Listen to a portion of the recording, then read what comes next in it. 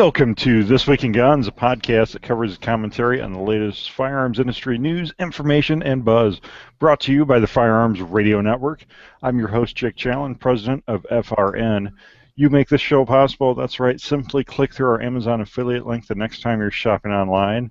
It's up in the right-hand corner of our website, and a small portion of your sale goes to supporting pro-gun shows like This Week in Guns.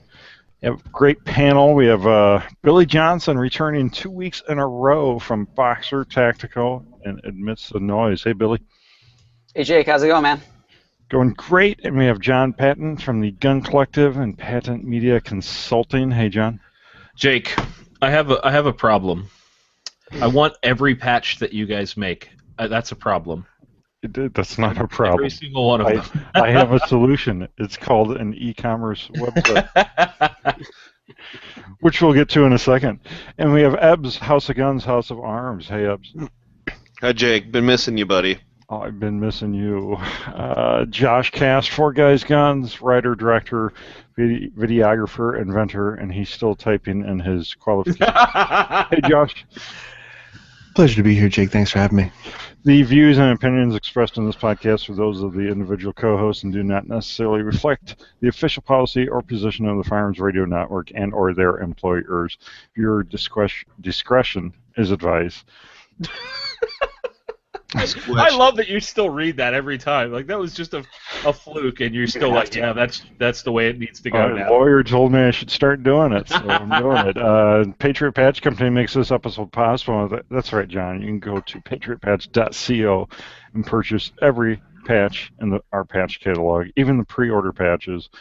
And we have the Endless Possibilities patch pre-order coming up. We have the new Bullet Bill design, the black, kind of the darker blackout version of Bullet Bill up there for pre-order. Sign up for the email list and you get a chance to win a patch per month. One patch per month. We draw one winner per month, and I'm currently sending free patches to 3 or 4 people every month now. So get a chance to win by signing up our email list, patriotpatch.co.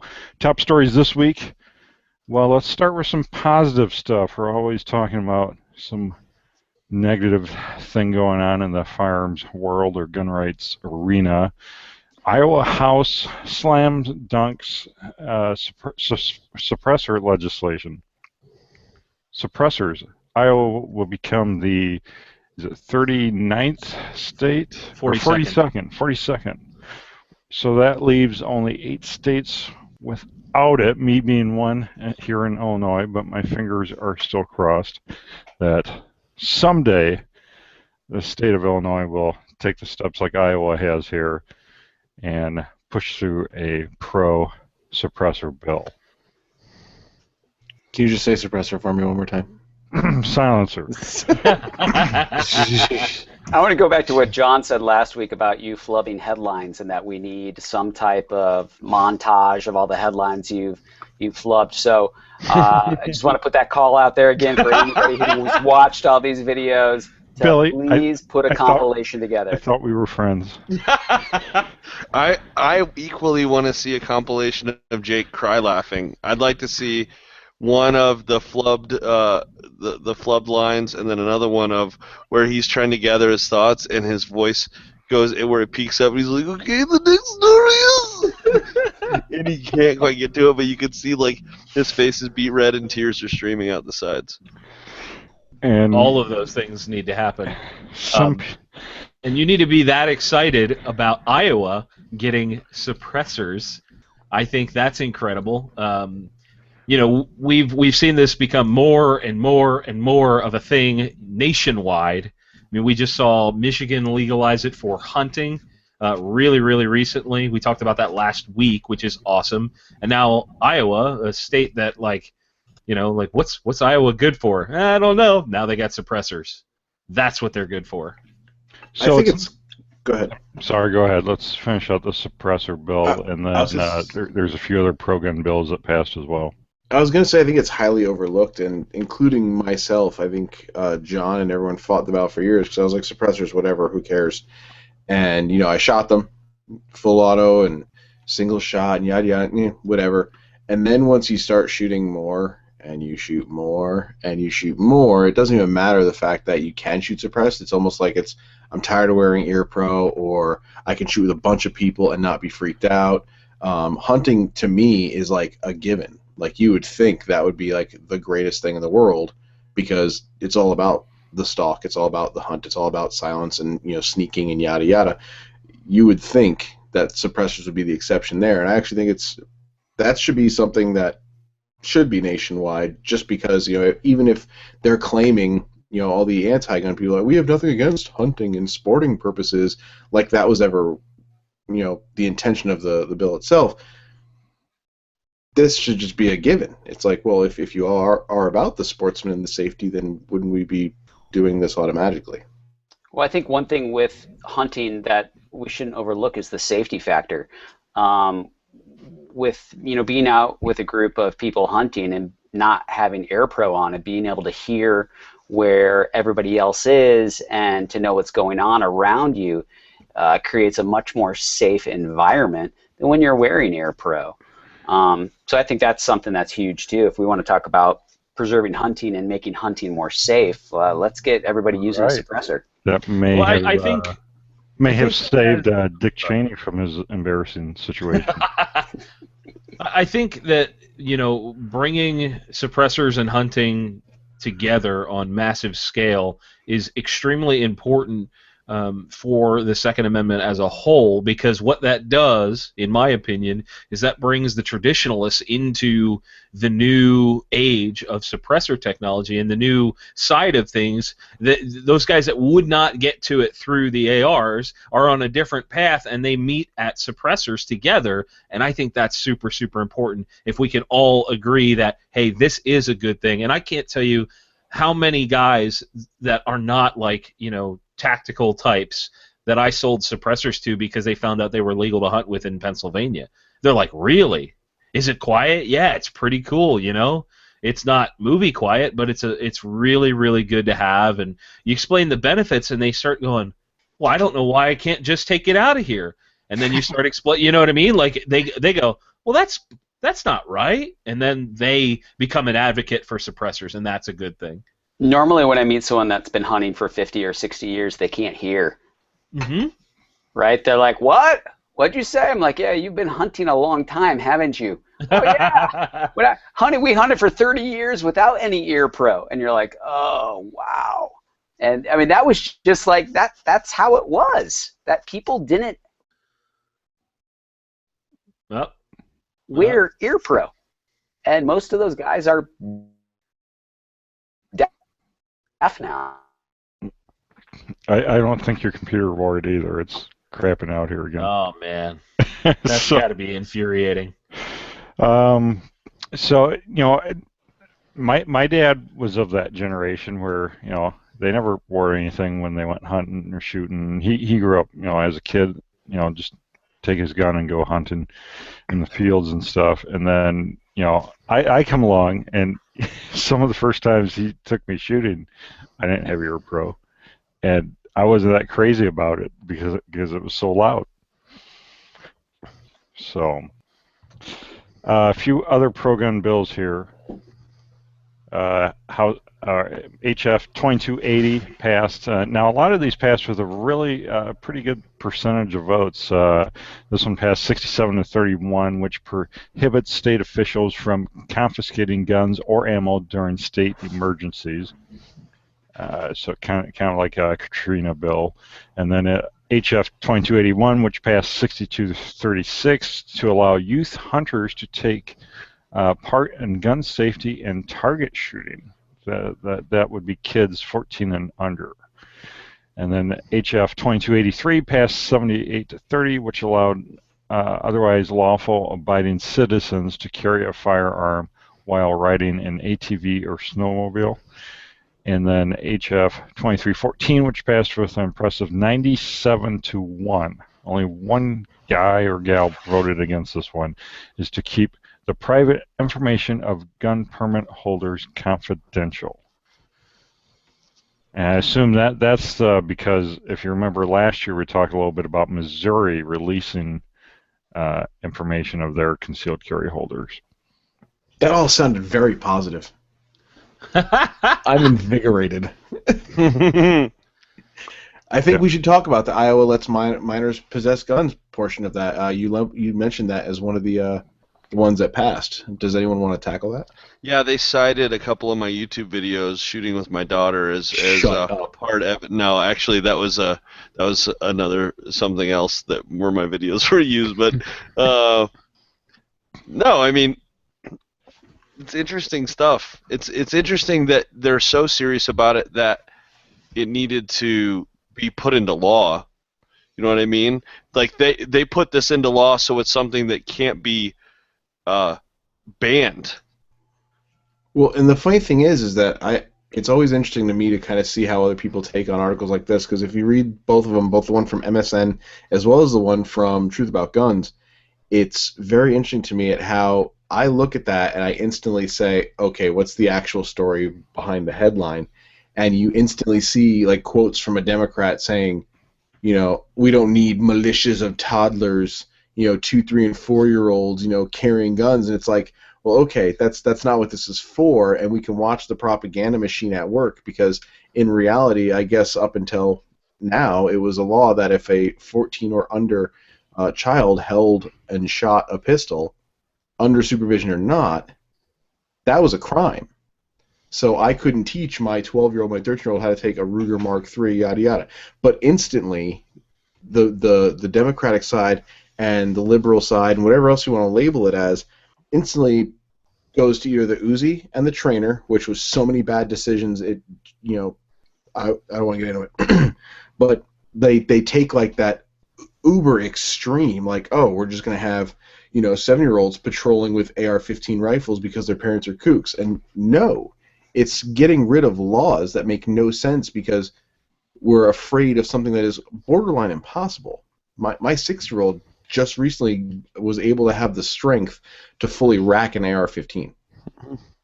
Just recently, 6-year-old could just rack it. But we're worried that, the 240 Bravos that civilians can't have, we're going to have, a 7-year-old on his trike going down the street going, because it's legal now. I mean, it's the extremes that this needs to combat, and I think we should showcase articles like this more to open up more discussions with people, because the misconception and perception of what's happening, that felt like a very... Anyway. All right. Go ahead. That's all I really have. I just thought the title versus the actual meat of the article was very eye-opening when it comes to viewpoints of the left and the right, so to speak, or pro-gun and anti. I love that you said the propaganda machine too, because that's the fear-mongering, the manipulation, the absolutely misconstruing of facts or absence of facts, like using made-up stuff all together just as if they are facts. That's the brand of world we live in now. We're back to propaganda posters from socialism and all of that stuff. Right back there, 60 years ago, 70 years ago. Hi, we're from 2016, and we're glad to meet you guys. I think a lot of people kind of take for granted the fact that America is one of the youngest fully developed, functioning, not just world powers, but countries on the planet Earth that has such influence, and because of that, we're experiencing a lot of what, just say, Europe has gone through over the past, 400 years. We're experiencing all that at an accelerated rate in a more modern time, and it's really disheartening to a lot of people to not be able to wrap their head around history at an accelerated rate in a faster, harder microcosm. And you're absolutely right. The socialism, the propaganda machine, that's why we can connect those dots between 40s and 30s Hitler and some of the other stuff we're seeing political wise. I mean, it's not hard because it's right there. We're just zipping right along. West Virginia Senate passes constitutional carry bill with broad support. Road trip. So it looks like we may be adding another state to the constitutional carry list here soon. What's funny is my impression of WV led me to believe that they had always had it. That felt like a state from what I've heard John and Murr and those guys when they're on the show talk about West Virginia and Kraut too. Makes me think of that as a place that already had it. So good job, West Virginia, but I thought you were already there. As long as you're not shining, right? I love that place. West Virginia is a beautiful, beautiful state. However, they need this kind of stuff. You know what I mean? Like, it's in some parts of that state where there's like literally a mountain between you and the police station. It's good to be able to defend yourself and carry however you need to. You know. I think it's funny we're talking about a bill that needs to be passed so you can have constitutional carry. I mean, it's, that it's called that means that it shouldn't be called constitutional carry.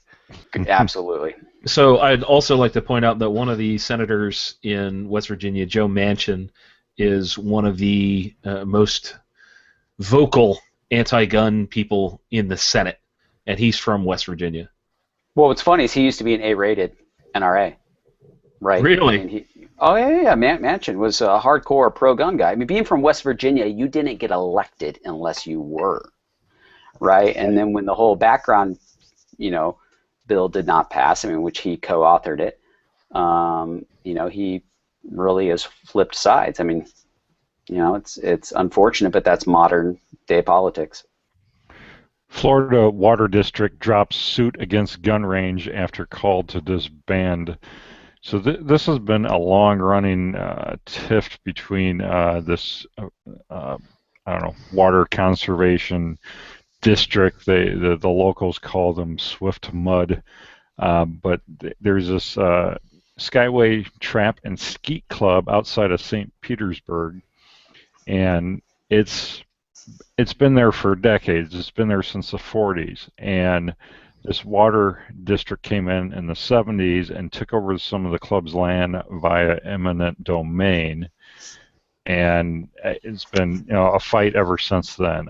They retained some rights to shoot skeet over, to have skeet land on that land that was seized, and then there's been a fight because now you're polluting all this water habitat, and then the club had to switch to steel shot, and then they just continued to one thing after another filing suit against the Skyway Trap and Skeet Club, and the latest suit has been pulled back by the water district. It's been dropped because the pro-gun guys down there took a little different tactic and asked the governor to scrap the entire water management district.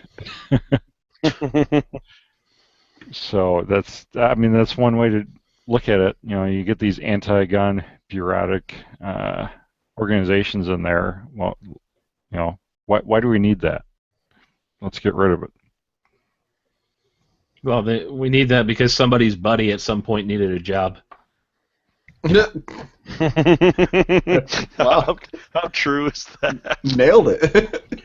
I think this is a larger argument about local governments and state governments and even EPA, federal government, putting a lot of pressure on gun ranges. It happened locally here where I live, where a range that had been there for 50 years, all of a sudden they built a neighborhood next door, and everyone's like, "Oh, shut it down, it's so loud." Like, the range was there well before you built the neighborhood there.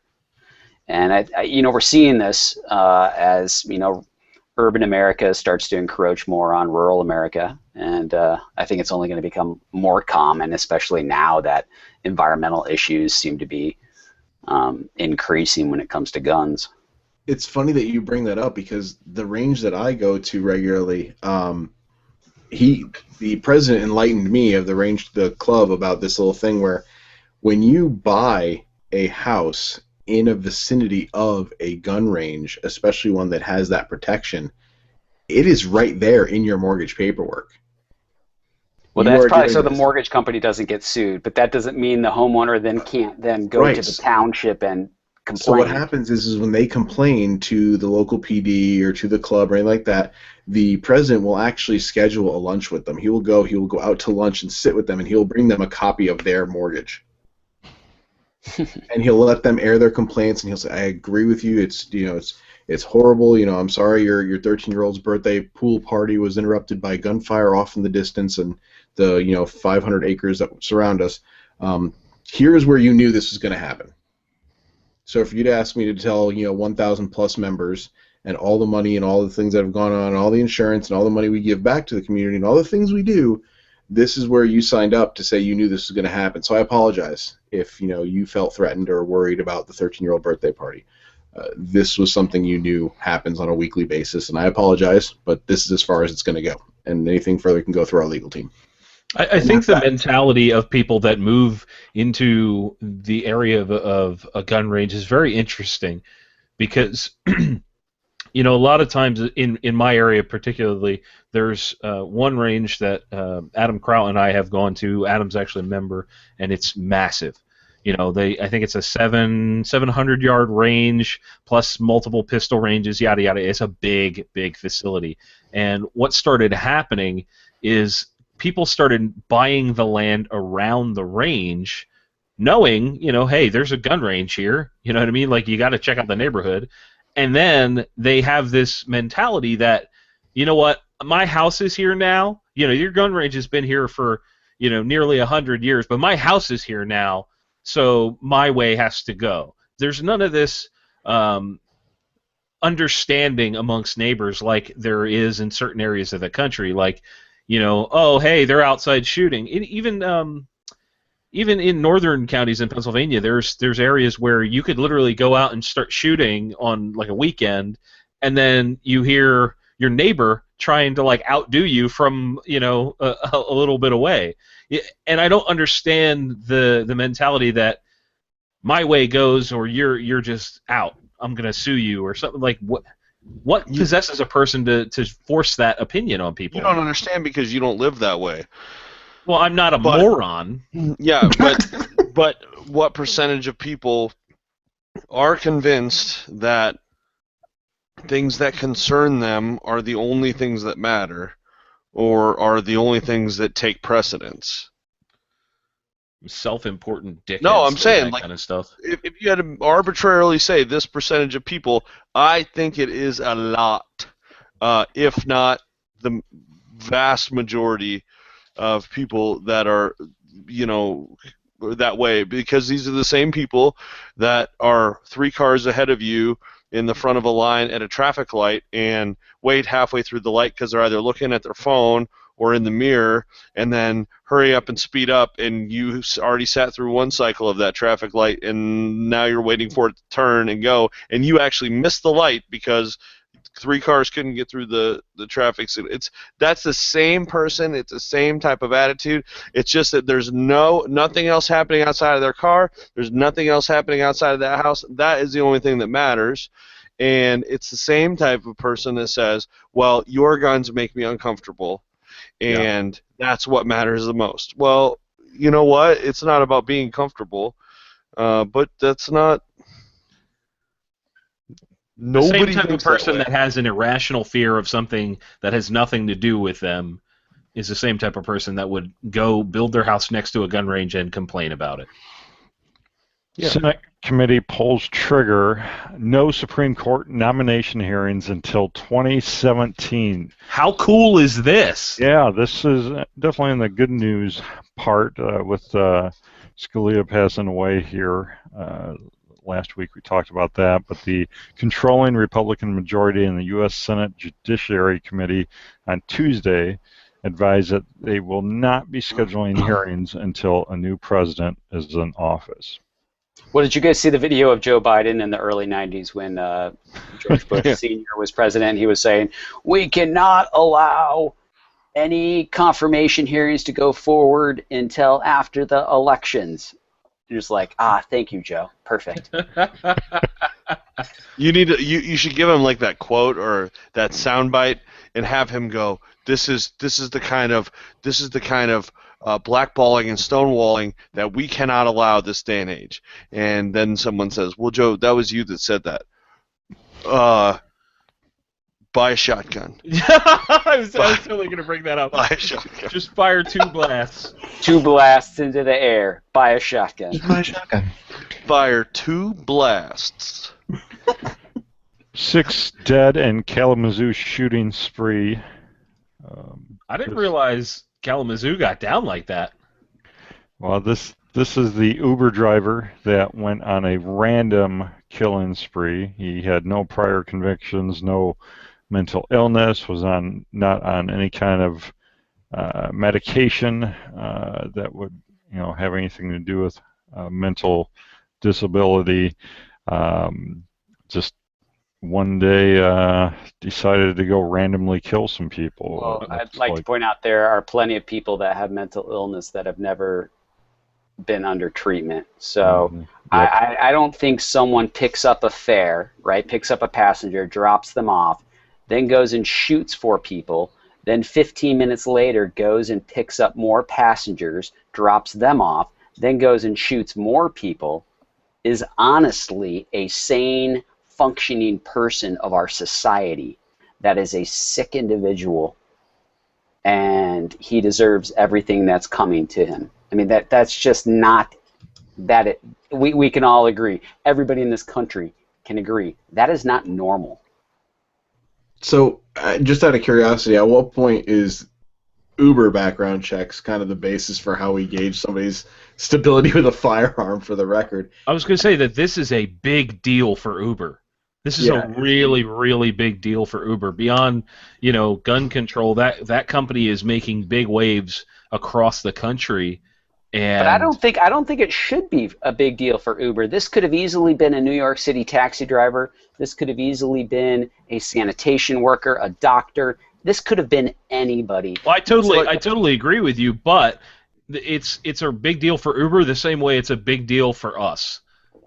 Well, like Jared was a big deal for Subway. I agree. Right. Like right. it doesn't look good for Uber, but me as an individual, I would never blame Uber for this because. Oh no, I don't think that's what John's saying. What do we have? Well, I think what John is saying is, what does Uber have? In terms of their background checks, is the stringent things in addition to, is it supposed to be more in depth than what it takes to be able to buy a firearm, or obviously they're running a criminal background check, right? They're running a check to make sure you have a driver's license, and they're probably running a criminal background check. They're doing less than what is being run by the NICS, and at the end of the day, I can't fault them for that. I mean, they're accessing information that's available to them. All I gotta say is, Jake, whoever lined these articles up, you literally got the trifecta with these 4 bullet points, because we have a shooting spree by an Uber driver that passed a background check, and he bought a tactical jacket. Oh man, That's a headline. He bought tactical attire. Yeah, bad week to be 5'11", right? Oh, so was that like a tan jacket, or how far? Black Hawk. it had zipper pockets. Yeah, did it have more pockets than normal? It had a special pocket to conceal a handgun. Oh, isn't that like every jacket? All pockets? I mean, come on. Like, I saw a picture of the coat, and I'm like, yeah, that looks like any other winter coat in Michigan. Big deal. We have to ban these tactical jackets.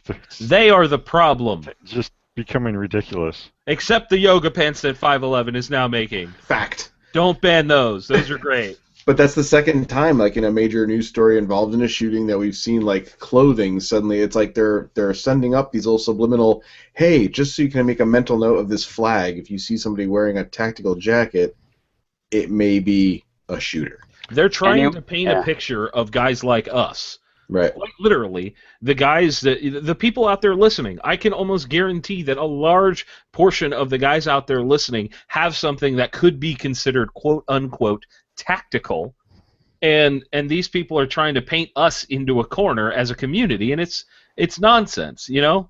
I don't understand why we have the inability to kind of combat this on larger scale, you know, because who on our side is saying no, that's nonsense? Well, we answer are. that question for me. We are. Every time you make a video and you're not wearing something 511 or with Velcro or fucking straps, timestamp, or straps all over it, if we're not, like I'm not wearing things that even have patches anymore, except for like when I'm going to an event and then I put all the Velcro on, yada yada. So I mean, the more that people like us that are in front of the community and doing our videos, doing our speaking portions, doing our photography or whatever, and we're not dressing in that part, but people know because they watch us because you're a gun channel. We have that ability, just like celebrities in Hollywood have the ability to mold, what the 13-year-old wants to wear to school the next day. We have that ability. You don't have to say it. You just got to do it. I think that's actually a really good point. Thank you for mentioning that. I didn't consider that. You're doing it, John. You're affecting it. You're somebody. I'm trying. Okay. Well, John wants all the patches, so That's I'm true. making him a tactical outfit that's completely covered in Velcro head to toe. So If somebody can find me a Velcro 3-piece suit for SHOT Show next year, I will gladly wear that at least once. I might be able to help you out with that. Dude, that would be amazing. That's got to be so expensive. That could go viral. That could go people viral. like slapping swag on you all week. Yeah, and just hit me up, bro. it up. I would get a running start.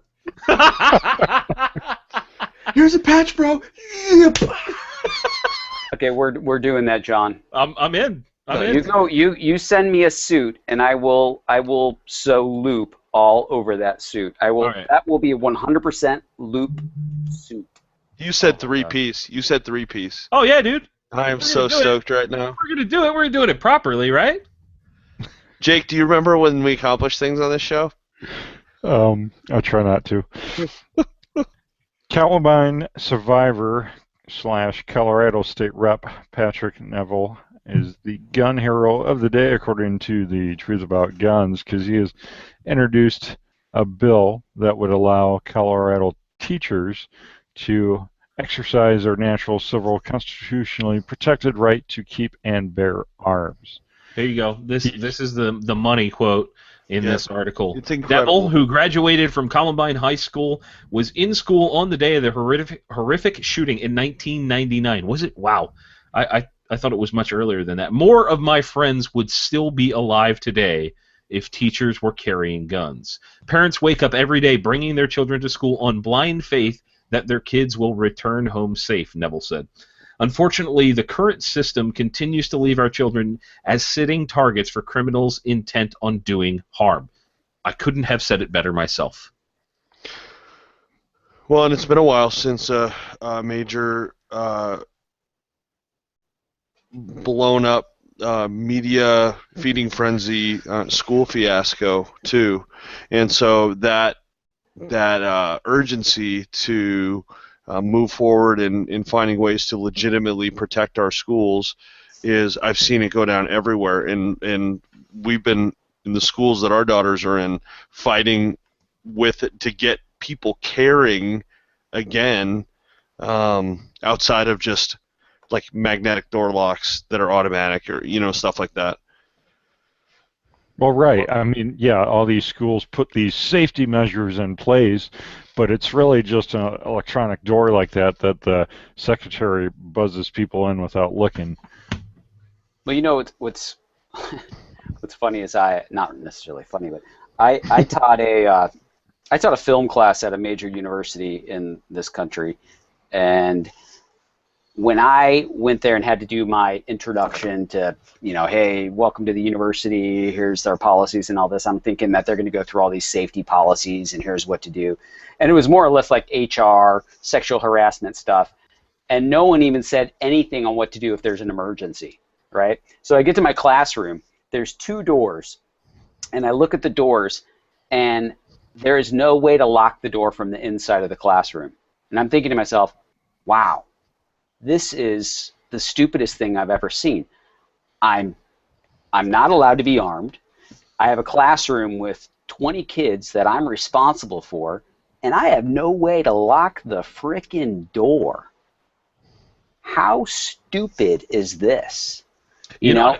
I've seen this new thing that has come about as far as locking the door. It's the I don't know what, it's like a scissor type opening mechanism on top of the door. It's like a box that you literally shove over that. And I think stuff like that's really interesting. But we certainly, like, you don't just have one method to stop something bad from happening, right? Right. There is no be all end all. Right.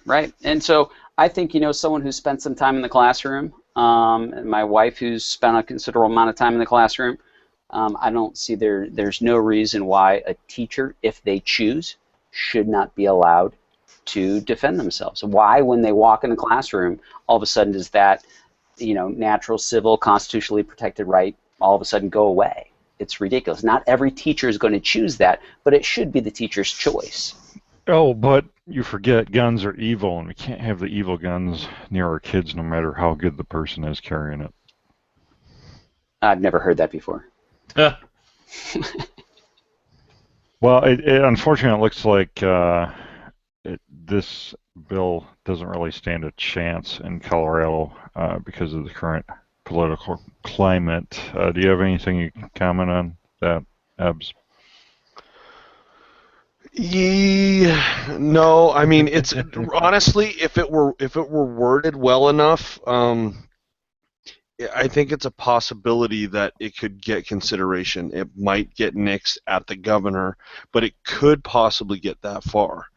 It would be all about adding contingencies and bylines and they can do this if this and these certain amount of certifications have been passed, and so it could be it could be like an NFA item sort of, where it seems like it's extremely difficult to get, but in actuality, if you're patient enough and the desire is there, it's very attainable.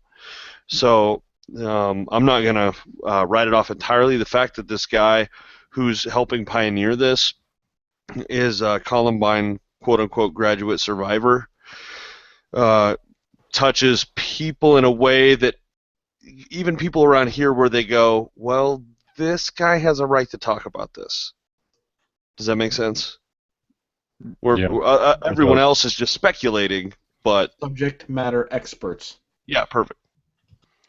Guns and Ammo TV Blackhawk Serpa promo. So this is a TV commercial on Guns and Ammo TV.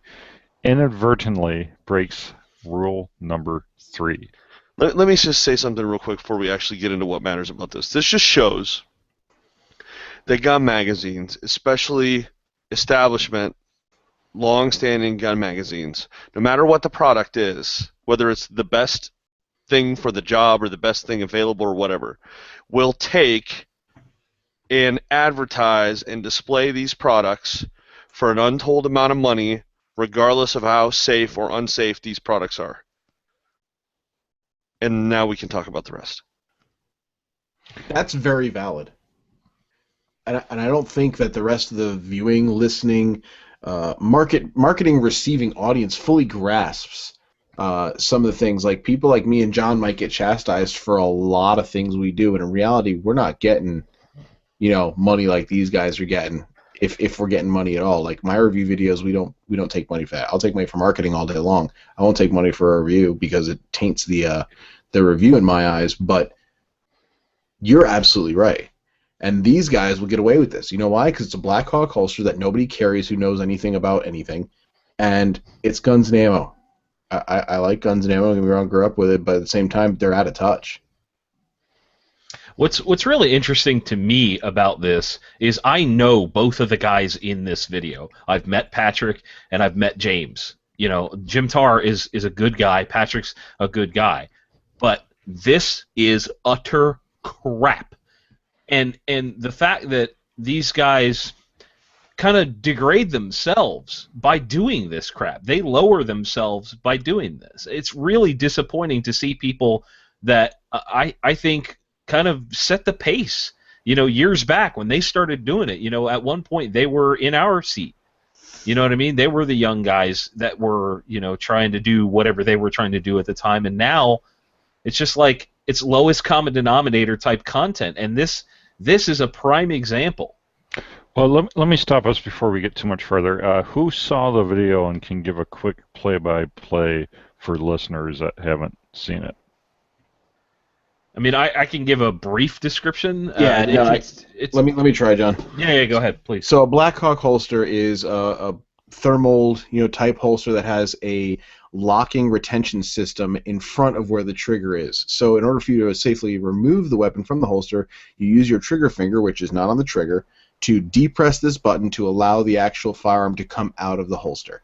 Now, the inherent problem that a lot of people and instructors have found is that, well, by applying that pressure, the pressure remains once you remove the firearm, and your finger does in fact go, or has a very good chance of going into the trigger guard itself, which could lead to a ND or negligent discharge. What this video shows is not just how, God, I hope I never have to work with Blackhawk, god-awful the Blackhawk Serpa holster is, because you can see in as slow as motion can be possibly made, not just them grabbing the actual gun, depressing the button, but even with all that, the friction is still there at the point where you watch the holster slide up in the belt, clearing all the excess space, because it's got to be made for everything from 1.5 inches all the way up to 2 inches for duty guys. You watch it all the way up, bottom out, finally allow the pistol to be removed, and as soon as it clears the actual holster, this is where I think the shooters are just comfortable, because any other holster, any other experienced shooter, you're already kind of staging that trigger to come up and go. What we're teaching people and the specific market that this holster goes after is, until that muzzle is pointed down range, that finger should not be on the trigger. And it is clearly. I really wanted to look at this and say, you know what, I've been caught kind of in this situation where the angle is wrong, the video is wrong, and it looks like you're on the trigger, but you're just kind of on the top of the frame, right above the trigger.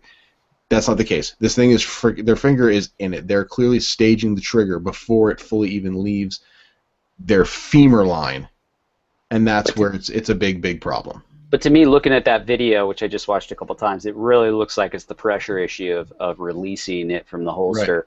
Right. And you're right. If there was one in the pipe, in that gun, which there very well could have been, I mean, he was very close to an ND. It looks like he's riding the side of the trigger there. Right. And yeah, he could have put a nice hole in his thigh there.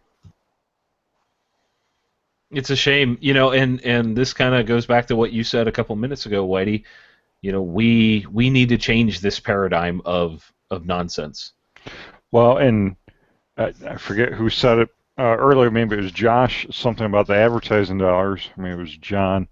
But I don't think people realize how big the advertising dollars are in magazines like Guns and Ammo and television and the TV shows.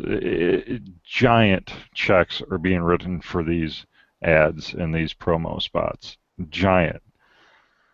And it, not just a Serpa, but then you see stuff even worse, what I consider to be 10, 100 times worse than this, things like the VersaCarry holster, which I just saw in one of my gun magazines.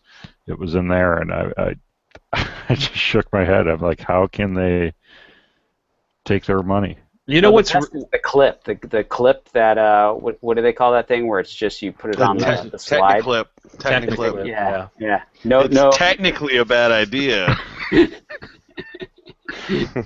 the VersaCarry, real quick, it's like just a cheap piece of plastic with a post on it. So you slide your gun barrel over this post, and then it clips to your belt. And there's a post, and then there's a slab that follows the slide a little bit, and then it has a clip on it, and that's what suspends the pistol inside of your belt. But there's the thing about the VersaCarry is that you're trying to point out to listeners is there's nothing covering the trigger guard.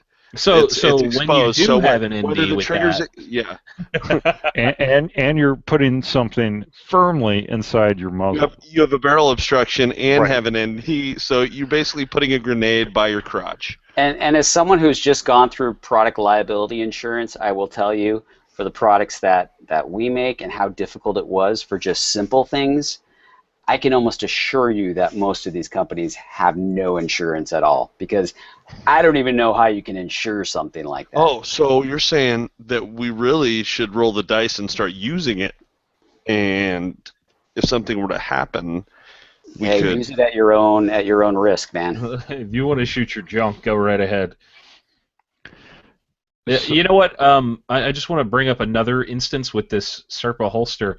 If I'm not mistaken, some of you out there may remember this. I'm pretty sure most of the guys on the panel will remember good old Tex Grebner shooting himself in the leg and remembering to call his parents several years ago. He's a YouTuber, and it was semi-viral. He ended up on Tosh.0, and I'm 99% sure that he was using a Serpa holster during that. And I also know of another YouTuber that shot himself at a competition and also blamed a Serpa-style holster. Just saying. Well, and there's multiple police agencies and even, I guess, branches of the military that have banned them as well. Yeah, smart. Breaking news this week on the Firearms blog, ATF approves the ATI MP40 9mm pistol. So it's the pistol version of the German World War II MP40 submachine gun. Can someone tell me why this is like breaking news? Why is I'm lost on that. Well, we haven't been able to import new versions of them.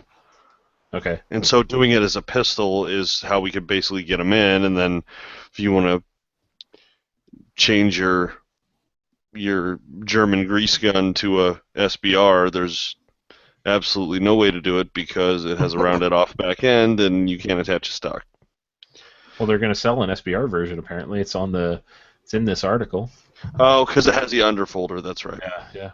Okay. So that's the trick to getting it into the U.S. I think that's really interesting on ATI's part. Normally they would go with a 22 right off the bat. Right. Well, think about it. The pistol calibers like this are getting more and more popular for conversions and for replicas because it's easier to get 9mm ammo, and a lot of times it's cheaper to get than 22 when you can find it. Oh, and I'm scrolling, and of course, a little bit more looking around will reveal that they are also doing a 22 version of that same gun. I think this kind of thing is really cool, for the nostalgia. A real MP40 is worth a staggering amount of money. A transferable, like War Trophy MP40 is probably worth upwards of $50,000. Well, there's probably only a handful of them that are transferable. Right. Yeah. So it's very cool. It's very cool to see the ever expanding spectrum of cool guns that you can now acquire. Let's ask a question here. How many of us would buy a we won't say this particular one, but a surplus style gun chambered in something other than what it was originally chambered in, such as the Hill and Mac STG-44 or like MP5 clones that are chambered in other things? What do you guys think? Would you guys go out and buy something like this? No. All right, Jake. I'm all over the 22 versions. Okay. I got a bunch of kids that are going to be becoming shooting age here in the next few years. So, yeah, I mean, the 22 versions are great ideas, I think. Well, and a couple things for people who aren't able to get the original trench gun to be able to own some version of it and explain the historical significance to someone. To a young shooter shooting it, just like you would if you had a surplus Mauser or Mosin or an Enfield or something like that is super cool. And for the collector, I mean, how many people out there are collectors? Josh, you say no, absolutely not. It's not something that you're going to use for a specific purpose. It's not a 22 you're going to hunt squirrels with. It's not something you're going to try to shoot dime-sized group at 100 yards with. It's not something you're going to defend your home with, or a concealed carry. So under those circumstances, no. But if you're into trying to put as many guns into your safe as possible or have conversation pieces, it's definitely that. And there's definitely a market for that, I think. Yeah, I don't disagree with you. I'm not saying no, it's a piece of junk, nobody should buy it. I'm saying no because it serves no purpose to me at all. I mean, my weird obsession when it comes to firearms is like the Ruger Vaquero that we always talk about, or the 454 Casull Super Blackhawk Alaskan, like single action, beefy, metal, old school kind of revolvers. That's like my one weird fascination. Everything else is fairly current with the times, not just trendy and cool new innovative stuff, but also good standby. This is on an M2 or M4 platform. This shoots a standard caliber bullet. This is a different ergonomic value to blah blah blah. That's why I say no instantly. I have no idea how this gun performs, functions. I have no interest in a German originated Nazi weapon, and that just goes back to my heritage. I literally thought it was like a cool idea until I saw like the packaging, and I was like, "Yep, I'm good. I'm totally good." So the another point that can be made here is that for these German guns, Russian guns, Eastern Bloc guns, and then the older U.S. guns, like there's different versions of the M1 carbine coming out and stuff like that. These World War II era guns.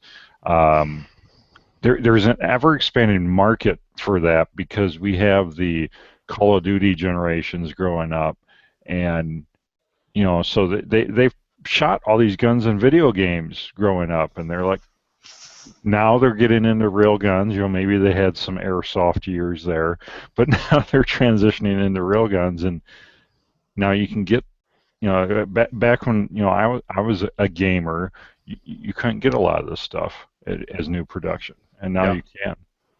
What do you mean back when you were a gamer? We were just in Team Deathmatch last night, Jake. Yeah, Don't deny your negative KD ratio, okay? Don't deny it. I wish I could have time to play video games, but we're doing a podcast, yeah. Frog Lube is probably made from coconut oil and not frogs. And in more Andrew Tuhoy is desperate for attention news. Okay, well, I got something to say about when it comes to lubricants. Okay. Lubricants are either come from basically two things, right? Some type of oil or petroleum, or there's from some natural substance, a plant. I mean, not that petroleum's not natural, it comes from the ground, or from some plant, right?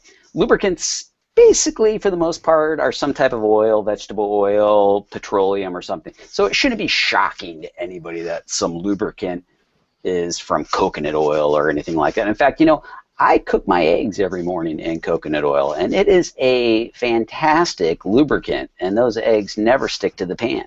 So, I mean, are you going to cook them with frog lube now? Probably not. Okay. But that's fair. I'm just not surprised by any of this stuff. I mean, most of these lubricants, it's marketing, people. It's marketing. That's what it is. Yeah. I was at a gun show locally here on Sunday, and there was a whole table set up, and they were doing frog lube demonstrations. How did that work? And they were like buttering toast with it or something. I don't know, but I went over and asked how their product worked in colder weather, and I was met with a blank stare. And I said, "Have you used it in colder weather?" And the guy said, "No, I put it on my guns before I store them." And I said, "Do you use them actively on guns that you shoot?" And he was like, "Well, honestly, actually, I don't shoot that often." And I was like, "Okay, we're done here." Yeah. I think one thing we can agree with most lubricants is most people put way too much on their guns. No such thing. I douche my guns. So I got an interesting, and this is funny, it's like if I have to deal with frog lube one more time. So Four Guys Guns several years ago did literally like a 3-part series on how good we felt frog lube was. And the old quote-unquote formula, I was actually clued in by a throwaway email address tonight in as possibly the rudest fashion imaginable. Tell me your feelings on this article and report back, like send. Like it was something that abrupt, no punctuation, and it was another link to not just Andrew's article, but also to I know Lasky, and I know this, and I can't reveal my source, but I'm going to point you at all the things where if you do a 5-minute Google search, you could find out exactly who I'm talking about. And it was just name drop after name drop that told nothing. And it's like it doesn't matter. It doesn't matter. Whatever it was is no longer, and I guarantee you that in 4 or 5 more years, Fire Clean probably won't be the same because ingredients change, mixtures change, people starting the tanks change, all that fun stuff, and it's just going to be new drama. Who cares? If it works for you, for how you store it, for how you use it, for how you shoot it, for how you apply it, for how you clean it in your sector of the United States of America or abroad, that is a lube for you. Billy is spot on. It is marketing. I have no problem with saying that. Rand CLP works great for me. Does he pay me? No. I have literally, in my quote-unquote line of work, access to just about any CLP cleaner, lubricant, whatever I want, and I don't have to pay a dime for it because people just want the exposure because it's all marketing. This one works for me. I love the Tetra aerosol can, man. That stuff's insane, but that's just me. You know, like Whitey said, it works for me. I love it. Yeah, I get their label, so I'll never touch it. I'm going to have to take a picture of all of the gun cleaners that are on my bench right now because all of us are probably in the same boat. Like you end up collecting samples and bottles of this stuff, and I mean, really, they're not that different. Like there is not some magical component in any of these cleaners. You know, like I've got everything from Rem Oil to Tetra Clean or whatever the hell that's called to Fire Clean to Frog Lube to Seal One. What was the Marksman stuff? I don't remember what it was called. There was like a system, and I don't know. I've got it all, and I've done testing on it. I've seen some really, really positive results out of some of them on like a sheet metal test, exposure tests and stuff like that. But the long and short of it is I don't clean my damn guns often enough for it to matter anyway. Right. The downside is that we have all these followers. We have people that want to know what our opinion is because they're looking to make a buying decision. And unfortunately, there's 2 types of reviews that people who do reviews hate doing. It's holsters and it's lubricants because at the end of the day, what works for me, you know, I don't win. Either you're super happy and it's perceived as working marketing because of my recommendation, or it completely jacked up your whole situation and it's my fault because I recommended it. Unfortunately, I've seen guys run guns into the dirt using nothing but hops. And you know what? That worked for them. So, I mean, unfortunately, they're not that expensive. You get what you get out of the bottle, and if you didn't like it, you move on to something else. It's like hair gel to me. This one left me the white flakies. I'm not going to buy that one again. But I still got all this tube left, so we'll just shower more frequently. If you care that little, just go buy mobile synthetic motor oil for your car and just put a little on a rag and wipe your gun down with it, and you'll be good to go. I don't run synthetic, so it's like I'm buying more oil than I need to for things that I don't. So people have asked me in the past, you know, how do you clean your guns? Like, what do you do whenever you talk about a lubricant? So I'm gonna tell the Twig audience this week in guns. So what I do is I'll disassemble the gun like normal, and then I'll take a big old aerosol can of Rem oil, right? That really thin Rem oil. And I'll hold whatever piece, like the slide or the barrel or whatever, over a trash can, right? And then I will literally, for about 2 minutes, I will wash the gun out. And then, after that's done, I'll wipe it down with its paper towel and maybe wash it again and reassemble it, and that's it. Rem oil, brake cleaner. The lube for shooters who love rust. So I just don't, like...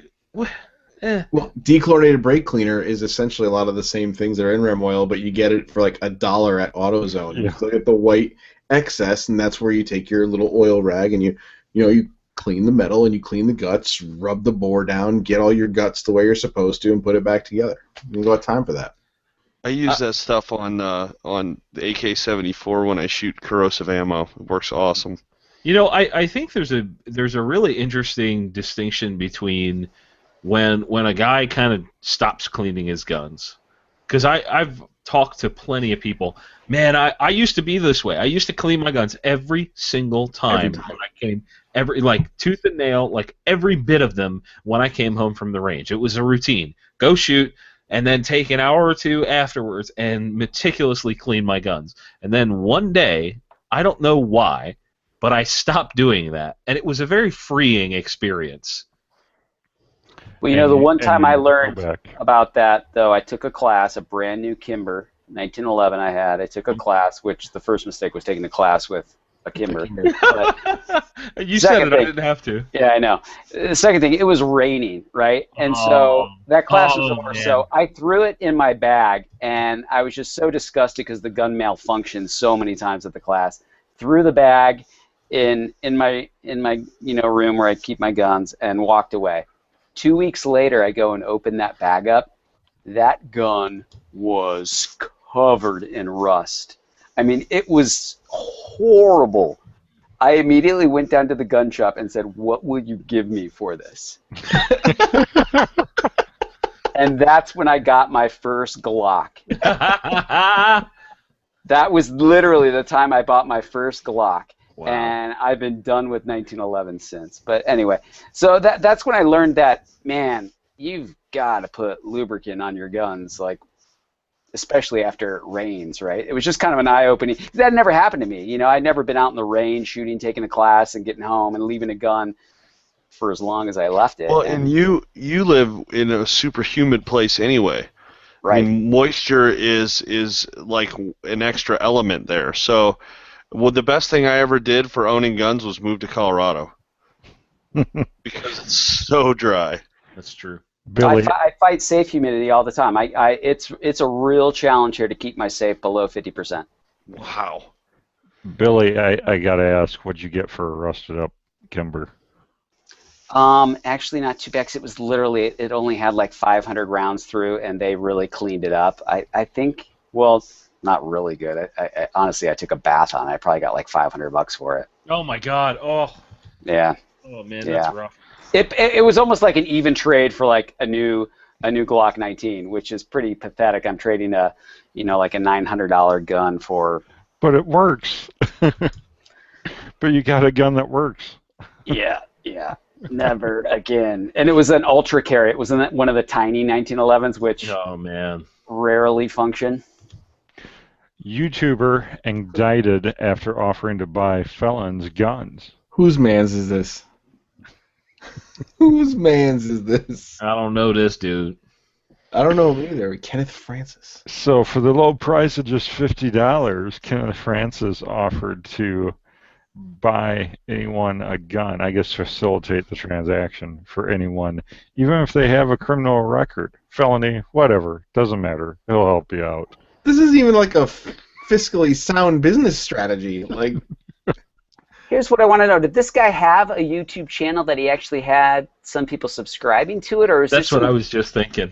well, I Yeah, was it's- checking, and the video is already It's removed. gone. It's gone. And if yeah. you try and click on, his YouTube channel via the photo courtesy YouTube link, it brings you to Kenneth Francis, but it's like I can't tell if he's like an advertiser or if he What? sells like back Oh. massages or What kind of waterhead? massagebs.com. What is like I don't understand. Just look at the look. He's got one 2 weeks ago. Infowars MRE and coffee shipment. What? From So, Kenneth Francis. so this guy said, he said, I'm only charging $50. He said, it's a reasonable price because I'm basically going to be breaking the law here. But however, the law is corrupt, so whatever. How many subs does he have? 25 people viewed this. I guarantee you 3 of them are from us right now. He's got Listen, 18 subscribers. We can debate the law. We can debate the law all day long, right? And that's, I think, can be a worthy thing to do. But to make a YouTube video and say I'm going to willfully break the law is extremely moronic. I'm checking out massagebf.com, and it's massage by Francis. Maybe he was just trolling the ATF so hard because this can't be real. He can't be this dumb. Well, the joke's on him because he's probably gonna serve some time. I mean, Yep. but look at this website though, massagebf.com. I mean, damn, I want to giving him get me some of that. Stop doing it. Dude, P-Fit selfies never got so good. Dude, he is going to be massaging all the dudes in prison. This is WordPress gone wild right here. Your boy Francis is about to get a rub down. Come here, Francis. Give me a massage. You do like the selfies you get from Ebbs all day. Look at this, but Ebbs is at least a little bit more jacked. The sound effects. Oh God. Let me show you how to sell them guns. Give me that. Give me that. I can't timestamp my ass off right now. Yeah. Oh my gosh. Okay, we're not even to the full auto section yet. I'm gonna save this is for your the show. Oh, it's about to go down. All right, so we have a question of the day here. Truth about guns. This it relates to a business, which it's aviation insurance agency, which requires all of its employees to pack while on the job, and he gives each of his employees a Taurus judge once they qualify for their Georgia concealed carry permit. Okay. But the question here is, if you have a company, or maybe you do have a company, what would you give your employees? Would it be a Taurus judge, or would it be something else? If you John? insist on giving someone, sorry, go ahead. We're doing this. We're doing this one. Why don't you call people out in turn, Jake? Because if you ask everyone, what marker would you ask your 3-year-old to write with? This is what we're getting at here. So, call them out and say who you want to do it, Jake. John. I would actually let my employees choose what they would like to have, because I don't believe in forcing somebody to arm themselves. Okay, gun to your head, you have to pick. What would you pick? That's not the way this works. Oh, come on. Exactly. Play along. Stop being difficult. All right, listen. Probably like a VP9 or something like that. A double stack 9mm, full size, medium size, somewhere in there. Josh. And it's funny because I actually just saw that, and I agree with the author here, Dan Zimmerman. I was thinking Glock 19. But I know that without grip reduction, some of the female people might not like the extra grip. I think the 43 is a good all-around. You absolutely have to. All of you, I'm buying 25 guns, one for each of you. This is all I'm buying. I think the 43 is a good compromise between a 9 double stack and like a 42 or a 380 small single stack. Abs? If I had to buy, so it was my money, and I wasn't hopeful that these people would do a lot of shooting on the side or necessarily become shooters, I would invest in a Smith & Wesson SD9VE. Interesting choice. It's got a friendlier grip, so grip size. It's got a friendlier grip than the Glocks do, and it's only going to cost me under $300, and it's, for what it is, it's extremely accurate and reliable, and while it's a safety-less firearm, quote-unquote safety selector-less, the internal safeties function identical to a Glock, and it's striker-fired, and it has a safe-action style trigger that's more like a car than a Glock would be, but extremely inexpensive, and they're tough as nails, and hard to break, polymer gun. Good business decision. Yeah, I didn't consider price at all. Billy? First of all, if I had to pick something for everybody, I would prefer everybody to have the same type of gun in case there was a time when people had to exchange magazines and we knew that everybody's magazine is going to work in everybody else's gun. I would pick a Glock 19. I do like Glock 43s, Glock 42s, but I would hope that I would want my employees to have more than 6 rounds, 7 rounds. I think about that as someone who carries a 42 a lot. I think about that a lot, right? I got 7 rounds, and that, in certain situations, potentially is not a lot of rounds. So I like a Glock 19. I like having a few more rounds in the gun, and someone that doesn't carry an extra magazine like myself, I'll take as many as I can get in the gun. I like Billy's answer. So, I never said it had to be a handgun. Oh, come on! This is the shell game all over again. This is why we don't do this with you anymore. And Listen, if we're gonna go out of handguns, we got to go back down the line, and everybody's got to get a long gun. I won't do that. But it'd be cool to see Betty and HR have like I don't know something massive hidden in her file cabinet. Just a sawed-off coach gun. Yes. I'd go with a Springfield XD of some flavor, probably a 9mm full size. Okay. Because you don't like your employees, or? I like that gun. Screw you guys. The XDs, I think they're good newbie guns. I think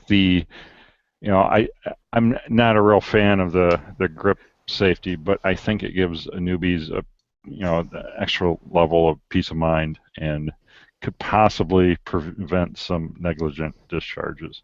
In all honesty, that's my only beef with the XD myself is the grip safety. I don't think they're a bad gun. I think they're 5.25. They're long stuff. So, you know, what'd be a really interesting choice is a Canik TP9. And I say that's an interesting choice because they're super for what it is. That gun, I spent a tiny bit of time with one. For what it is, that gun is really good for the money. I think it's a like $400 double stack 9. That's not a bad deal. I don't know. That isn't a high point. You sound like Paul Merkel. I want to change mine. Then, if you're changing yours to that, I'm changing mine to a Caracal. Can we do quick answers for both guns? I feel like we drop discharge. World War II era bazookas. Changing mine to World War II era bazookas. All right, moving on. 1022. AA-12s. House committee wants answers from DHS about missing guns and badges. We talked about the story a week or two ago about how Department of Homeland Security lost 1,300 badges, 165 firearms, 589 cell phones, and so on. So every time I picture this, when people question the Department of Homeland Security, I picture that little girl that's a meme that does this. I don't know where they went. I would just want to give a shout out to my friends at the Independence Institute in Colorado for doing the legwork to find out how many guns were actually lost. It was a friend of a friend who did the grueling task of hunting down who and how many and where they went. And shout out to Freedom Institute. Yeah. Look at those numbers. Independence Institute. It's staggering. I think Nashua PD has 165 firearms. I mean, 1,300 badges and 589 cell phones. Cell phones. Apparently, they don't need no stinking badges. Well, I'm going to tell you what these guns How are. long you been sitting on that, Jen? Oh, man. UHF sighting. These guns are in someone's garage. I mean, they are. These guns, obviously, they didn't disappear. I mean, metal just doesn't evaporate, right? Not yet. Yeah, but I mean, this is just par for the course with government. I mean, we can't even secure our Secretary of State's email, right? The Secretary of State, the United States of America, has a server or had a server in her closet in her house, right? And everyone's like, oh, I didn't know anything about it. And now we're like, DHS lost some firearms. Yeah. Nah. Nothing surprises me anymore. I mean, government lets guns go across the border to the Mexican drug cartels. Meh, right? I mean, man, it's just something every week with these people. If this happened to any FFL owner, they'd be in prison. Yeah, right. It's jail time. Right. Well, we're to the I'm offended section. That story should have probably been here. I'm not necessarily offended here, but somebody is. 13 bald eagles found at Maryland Farm. Found dead at Maryland Farm. So it was Maryland. Jonestown or what for eagles? Largest single die-off of bald eagles in the state in 30 years. I am offended. Well, I'm sure they'll be all over tested. I'm sure they're going to be all over testing them, and they're going to figure out if it was poison or not. Yeah, they said maybe a chemical from a field or something like that. They're all offering a reward of $2,500 for information in the case, and so on. Oh, great. Off of a carcass that was poisoned. I mean, who knows what? I mean, it could be. Just want to point out for all the tinfoil hat people out there that the bald eagles will be getting more autopsy time than Supreme Justice.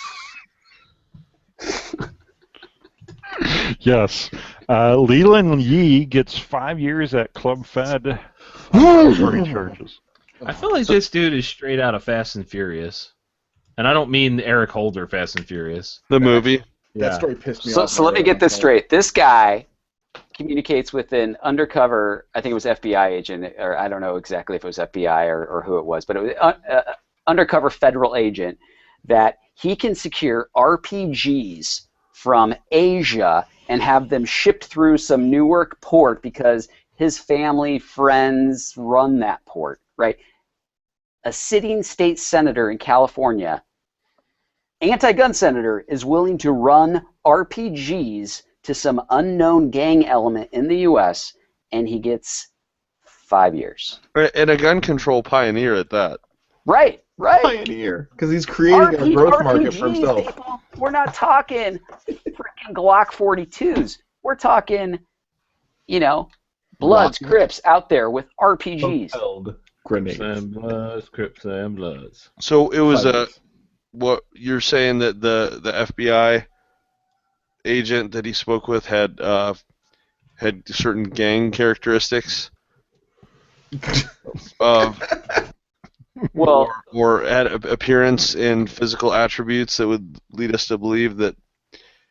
So the criminal element that he communicated a lot with in San Francisco was Shrimp Boy, right? That was his nickname, Shrimp Boy. I read 2 years ago when this happened. I read the transcripts. I read every undercover transcript from this dirtbag, and I mean, this guy was willing to get anything for money. I mean, it wasn't about the guns with him. It was just about the money. Pay me money, whatever you want. I'll traffic you young girls from Asia. I don't care. That's what this guy was basically doing. Did no one else catch Ebbs doing the thing? What thing? If you're going to be a racist or allude to racism, Ebbs, at least do it in the Russian voice. Are you trying to say man was wearing cap or bandana on his head and had skin of milk chocolate? Oh my God. Can we just agree that we should hang Leland Yee from the Golden Gate Bridge? Oh my God, no! Move him over to New York so we can make a better impact. All right, moving on to full auto news. You can contribute to the Firearms Radio Network and This Week in Guns by shopping for your bandanas on Amazon with our affiliate link. Just click the Amazon banners or go to firearmsradio.tv/Amazon. You can bookmark that. Have your employees bookmark it. Anyone that you know that shops on Amazon, bookmark firearmsradio.tv/Amazon. Your grandma, your house cleaner, anyone. And we are to the full auto news segment, stories the real media won't talk about and other crazy stuff. So each of the hosts picks a story or two to call their own. Who's ready? Ruski Ebbs. If you want me to do that, it needs to. What does carbon fiber taste like? We did have fan requests for Russian Ebbs, so he has. Did we really? Yes, we did. And English tonight? Yes, tonight. English patent. And English patent. Oh my goodness! Ooh. I feel jealous of her voice now. So I'll go first, Jake. All right. So I don't know how many of you saw the clip from MSNBC. We had the caucus going on in Nevada. We had an MSNBC reporter out at the shooting range who was going to be doing a live report talking about guns. And this guy obviously hasn't spent a lot of time at shooting ranges. But they've obviously organized something with everybody on the line here where they say, hey, don't start shooting yet. I'm going to give an intro to this piece. And then they all kind of looking over their shoulder waiting for him to kind of give them the cue. And then they start shooting. Well, then he goes on to give his segment for the next minute, and you can't hear a single word the guy is saying. And back in the studio, they're like, "Oh, sorry, we can't hear you." So I think it's just really entertaining to see MSNBC think they're going to go out to the shooting range and give this big, segment on shooting, and they have no idea that you're not going to be able to hear the reporter. It was like, hey, we're out here at the and we really just like every other word. It was just cutting him off. It was glorious. Reporters. John, what do you have? I guess I'll just do the easy one because I already talked about this. We've got a new Desert Eagle. You know what I mean? It's painted up like it's been distressed a little bit. What kind of stress is pistol in?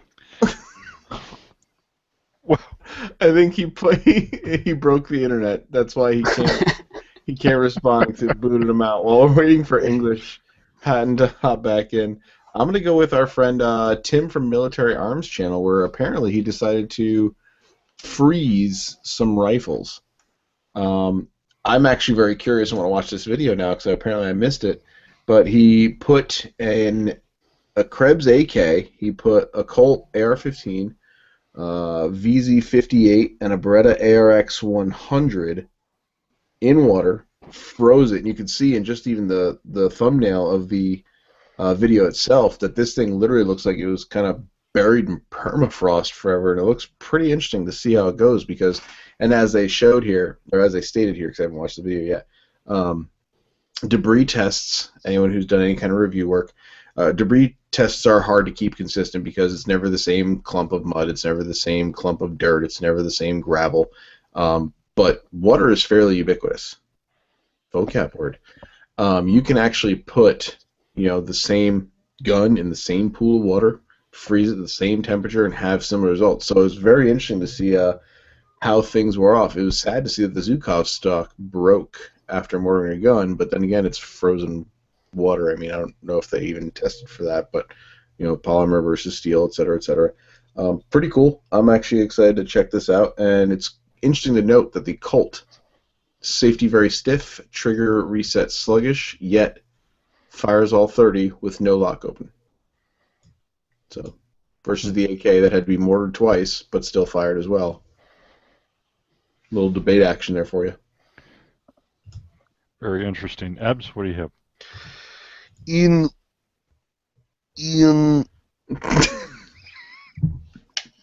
neighborhood, man shoots at cat with 22 rifle, and it goes in lady's living room, and he tries to run away and pretend he didn't hear anything, but he hides gun behind fridge, and then he says, "I was shooting at cat." So the best part about this is the guy's shooting at cats from during the day, and this just shows the power of ricochet, people. I don't know if you're familiar with the ability of a bullet to skip off the ground, especially hard surfaces, but from like a block over or something, just a little 22, he's shooting at cats. So I'm just disappointed we don't get more of the story. Like cats are pooping in his flowers, or like his dog is constantly tortured by these cats, or he's like practicing cooking a certain type of ethnic food in his kitchen, and he needs some cat for that or something. And so he begins to fire at cats, and he shoots in a woman's house, and then he panics and hides gun behind fridge. Oh, come on, man! I was just shooting at them cats. He on, then he lets you ain't never them shot seize at no it. cats. Come on. He cracks and is like, yeah, it's behind the fridge, and they go and take it, and so now he doesn't have a gun, but it doesn't say if he was like charged or just. Oh, can you believe this? How stupid this man is stupid in the city with cats and ladies and windows. in rimfire. I just like this guy's first name. In Russia, bullets that skip are blessing from Virgin Mary. Oh my God. This is real life. Ebbs, I need you to say this dude's name in the Russian accent. Let me find it. It's in the middle of the article, right-hand side. Quandrinkus, wait. Quandricus. He's name of duck. Okay. Okay. Who hasn't gone yet? Did I miss my opportunity? Did John finish his? Well, I'll be last if Whitey has not gone yet. No. No, Whitey went. You got cut off doing your. Yeah. You go. Okay. So right, it's a new Desert Eagle, and the computer's not going to crash this time. So right, what they've done is they've taken the same gun that everybody's been shooting for years. Right, you can get it in 44 or you can get it in 50 Action Express, but this time they've made it look like it's really freaking old. And that's it, really. They've taken a gun that's been around for a long time, and they've made it look like shit. Oh, and I believe somebody told me, so I did a story on this, and I put it on CGC News, and what they had done, somebody said that this was in cooperation with, what's that, Deadpool. They said that it was the movie and the gun are the same, or something like that. So they did the gun and the movie at the same time, and now Magnum Research is just trying to rake in the same money that they've been doing for years and failing at miserably, because I mean, really, there is no other reason to buy a Desert Eagle. You sound like constipated Nick Frost. I'm okay with that. You know what I mean? That's all right with me. It's like, I don't even know. Where do you like go? Nick Frost. You need to say timestamp in that accent. Timestamp? Not a question. See it like minutes, like balls of grizzly. Listen to me. If I'm gonna do a goddamn timestamp, I'm gonna do it my way, all right? Really? Jake, you need listen to me. All I wanted to do the whole time is just curse, and here you are holding me back. 5 minutes, Turkish. I do have not so much part of the story that we do have in the list here, but something that I think everyone in this group may have seen already. And one of the stories you have in the little high-speed dealy bob round here that we're doing here is the selfie plate rack shoot. Okay. Go for it. So there was a video going around from a shooter who I believe the person who started it was one of the guys from the Cobalt Kinetics Pro team, Keith Garcia. I think this was the first one. I remember seeing it, and I kind of cringed and thought it was cool at the same time. Didn't really know how to process what I'm seeing here. Essentially, he's using the selfie function on his phone to do like an Annie Oakley type mirrored shoot, but he clears his plate rack like a boss. And I'm curious what everyone in this kind of little group we have here's opinion of videos like that, not only for what it's worth, as well as what that puts out to the rest of the world. Makes me want to try it. We need to be safety conscious, but not so like have our panties in such a twist that we can't try cool stuff on occasion. I mean, he's not blindfolded shooting over the berm. I want to know how many times he sent one over the berm trying this. No, I mean, this guy's a pro shooter. Like, if this is what he does, like, if it's his full-time job or if he sends, tens of thousands of rounds downrange every year, I'm pretty sure he knows how to control that gun. But I got the same reaction that Whitey got, like, something doesn't feel right about this. I don't know. And I think that's simply because of the perspective that we're getting from this selfie cam. Like normally when people do an Annie Oakley thing, it's like they're using the phone so that they can look down their sights. This is not the case here. He's literally just pointing his arm behind him and looking at the camera, which is kind of weird. You know, if something doesn't feel right about it. Yeah, he's point shooting without looking. You know, my opinion on this is, not that it matters, but sure, I mean, yeah, we all want people to be responsible, and I'm definitely all for that. But at the end of the day, there have always been idiots in the world, and after we're done policing ourselves, there will still be idiots in the world. And, you know, it's unfortunate, but I haven't seen this particular video. If the guy's a pro, that's great, more power to him. But, hey, I'm all about the First Amendment, so, you know, you're definitely entitled to do things that might not be the safest or the best things. I mean, that's definitely something you're entitled to.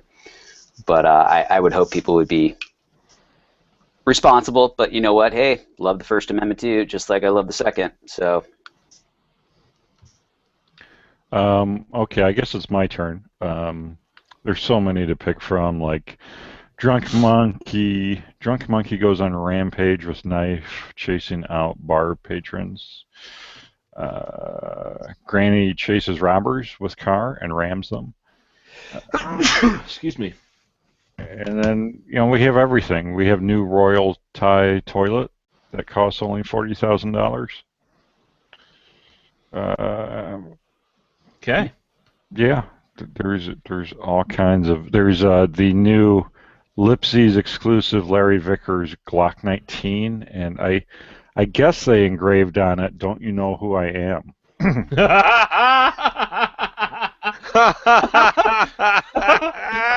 That was a dynamite drop-in. Wow. That was rough. I'm offended. I would like to know what jackass took pictures of their gun with like all kinds of hair and grossness all over it. This is so gross to look at. It's just like it's like a pocket lint covered gun. In the article in the firearm blog, the Lipsy's Larry Vickers, like the pictures they posted for this are literally like the gun is covered in dog hair, stuff's out of focus. Oh yeah. Like come on, man. Oh, that's awful. Yeah, it's really bad. And also, I mean, there's literally nothing special about this gun. Nothing. So the one I'm actually going with is the state, West Virginia, talked about them earlier. They have 4,000 unclaimed Civil War medals in storage. Ooh. The stockpile was minted back in 1866, and it was for soldiers that were honorably discharged, those that were killed in battle. There's ones that died of wounds or disease that were marked for liberty. So all these medals back then, just over 29,000 of them were made, had those three different distinctive designs, and there's still 4,000 of them that have gone unclaimed after all these years. I mean, think about it. These were made in 1866. They're still stored, I guess, in their original cardboard boxes. I wonder if that's simply because the VA didn't let them know that they had won a medal until 1994 or something like that. That's the VA MO. Well, and it could be that, because a lot of these are for, people that were killed in battle and stuff like that. Sure. So there's various, methods of proof that they accept. If maybe you had a family member that fought in the Civil War. I had at least 4 or 5, but it says that claimants can send copies of heirloom birth, death, marriage, will, deed, military, census, or Bible records, and to collect these. Also, documents such as old letters, diaries, marriage announcements, obituaries, things like that you can use for proof as well. I think these things are freaking cool. I like old-timey, I have like a collection of old school ammo and all that sort of stuff. I don't get heavy into it like some guys. I just think it's really neat to observe where we've come from and kind of bits and pieces of American history. It's cool. Well, that about wraps us up. Did I miss any stories this week that? No, but I just looked at the hair on the Glock 19, and that is pretty atrocious. See? The worst. I'm not lying. Like, come on, guys! Like, you're doing a close-up shot, and there's like 4 pieces of hair in it. It's a Vickers special edition, though. I mean, imagine if somebody had posted a picture of a delicious food item on a menu that had hair on it. That's how we feel right now. No, you don't understand. It's the Larry Vickers ghillie suit for your Glock. Oh, It's a starter pack. It's just chest hair, hamburger meat all over it. Cube trimmings. Oh. Oh. All right. But it is. When trimming, He wasn't ready. when trimming in Russia, you be prepared. When Glock is under camera, you have to remove dust bunnies. And ball hair. The earbuds came out of my ears because I was laughing too hard. All right. Oh. So You got to blow up. Okay. So now this is the part where I ask you to become a patron of This Week in Guns. Hey, this was a good show. If Jake. people don't laugh at that, I mean, come on. Come on. Somebody said it's got a hair trigger. Oh, wow. Wow. Jake, where were you on that pun? Where were you? Oh. Listen, who said that? Who is it in the comments? Shark Chucker. Wait, yeah, Shark Chucker. Yeah, Okay, Shark Chucker, I need you to send me a message on like Facebook or something. I'm going to send you some stickers because that's hilarious. Then there's the Trunk Monkey one. There's Sparta Seleucidas said his name was Furious George. No, All right. that was good. All right. So you can head on over to patreon.com/week and pledge your support for This Week in Guns. You can pledge $1 per episode is all we're asking for, and we'll, give you a celebratory virtual mag dump and a big thank you. And then it goes all the way up to 5, 10, 20, and those different levels can earn you some free swag once a month from Patriot Patch Company. If you give it 10, 20, 30, 40, or 50 per episode, you can get free swag items, 2, 3, 4, 5, up to 5 free swag items a month from Patriot Patch Company. So check it out. This patreon.com/week. And I've redone the Patreon a little bit, where our next goals are a little bit different. Like we're at 32 per episode right now, and we're shooting for 50 per episode, where we will bring Peter Palma back from his journey of self-discovery in the Yucatan, and so on. And we have, Patreon changed your site a little bit here. I don't know where you can see the other big goals here, but one of the big goals, if we get enough patrons, is to do a daily mini Today in Guns show. If we get to I think it's 400 per episode mark. If we get there, we'll start a daily Today in Guns. And so, but does it have to be your bull? Does it have to be your bull? Because I'm so confused right now. Carbon fiber tastes like cinnamon. I tried to listen, and just the voice and the words is like wolf peeing on fish. Oh my God.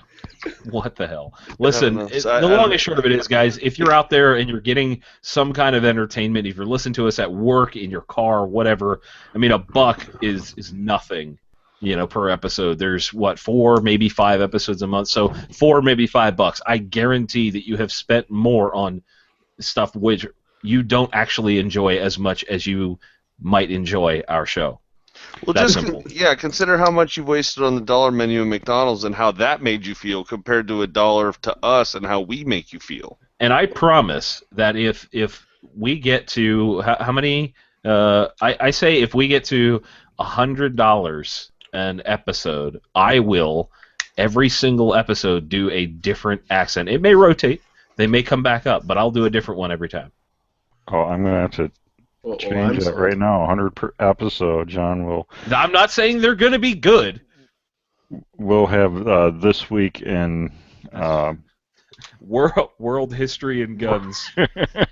This week in given Kanye West. How dare you not contribute to Firearms Radio Network and its pro-Second Amendment, constitutionally sound, over-opinionated, and overfed staff of people. Are you calling me fat, bro?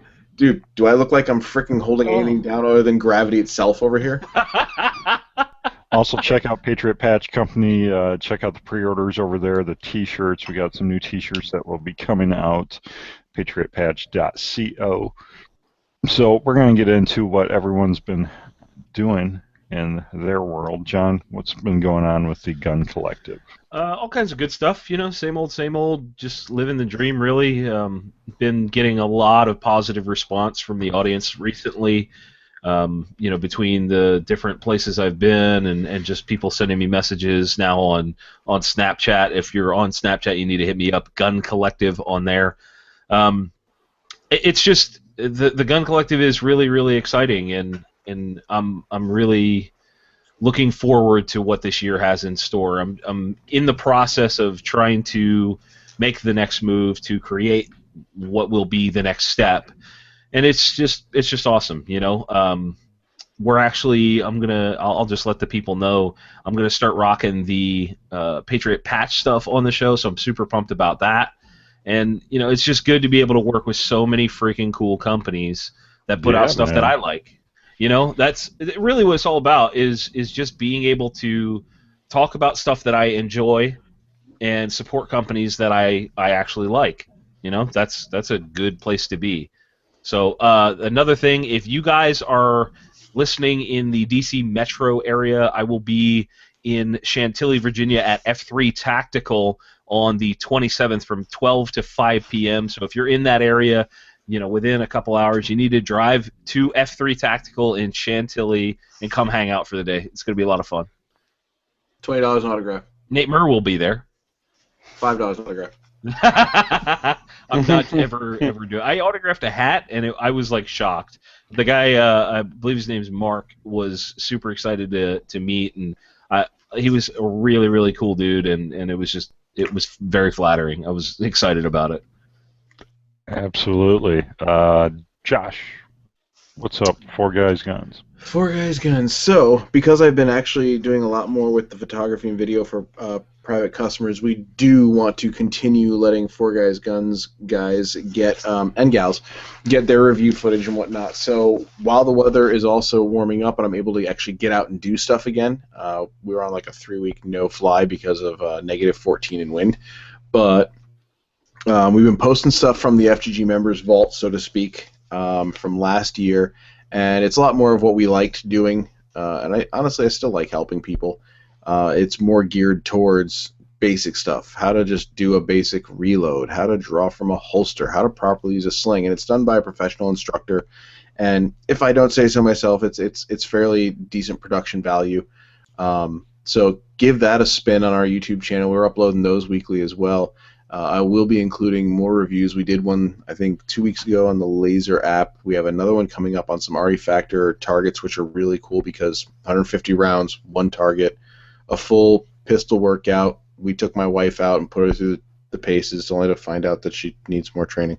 But if you want more updates and more cool, whether it's just gun porn, cool links, cool products, things like that, follow us on Facebook.com/4guysguns. You can go to our website, 4guysguns.com. You can follow us on Instagram, Twitter, Periscope, MeWe, I guess, is a thing. Basically all the social media networks at 4guysguns, all one word. And this is what I do because I don't like sleeping on my Thursday nights. Awesome. I appreciate it. I appreciate you, Jake. Ebbs, what's going on with House of Guns and House of Arms. And we have a request for Russian Today and Guns. This week in Russia. Wait, to do a whole episode in Russian? A daily gun episode in Russian. Oh, well, I mean... AK, still greatest rifle ever. Is FPS doing mini videos often anymore? There might be a void there, actually. And Robski is Polish, so from AK Operators Union. Today in Russia, Snapchat. Follow House of Guns. There you go.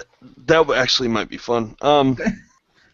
So, we're doing suppressor work. Weather's been a little bit nicer. I'm enjoying learning to be single again and take care of kids in the process of that, which has been entertaining and challenging. At the same time, you see why it's better to have two parents taking care of the kids. So everyone who's been a single parent for an extended period of time, you are my biggest hero. I'm so impressed with you, so amazed. But when they're with me, we get to shoot a lot of guns. So my kids are so freaking spoiled. My 10-year-old's like, do we ever have to shoot guns that don't have suppressors on them anymore? And so like that's our shtick, I guess. And then with the House of Arms side, the single shots, the TCs, still doing the trigger work, and we've got a run of custom barrels, custom Encore barrels that we're working on. We have some 440 Marlin barrels, chamberings that are coming out shortly, and they'll have our own name stamp on them. We'll be the only ones offering these particular barrels for the Encore, and then moving some 35 caliber blanks to 357 Maximum, which is a beefed up 357 mag, shoot a little bit heavier bullets and more, even for big game type stuff, viable to 200 yards with completely light on the recoil, and you can go subsonic if you want to suppress it. And so projects ongoing and enduring, but life is good, life is busy. Very cool. Billy, what's up with Boxer Tactical? Things are good. We're getting close to the new website launch on March 7th. And when that launches, we're going to be offering free second-day shipping, basically on anything over $25. Excited about that. All products are almost back in stock, which has been a long time since we've had everything back in stock, because we have some awesome people working in our production, and I got a new production manager who happens to be someone I know very well, who's also a partner in the company. So we're rocking and rolling, man. We're excited. 2016 is going to be a big year for Boxer Tactical. Very cool. Looking forward to it. So that about wraps us up this week. If you like what you hear, don't forget to check out the Patreon. Pledge your support, patreon.com/week.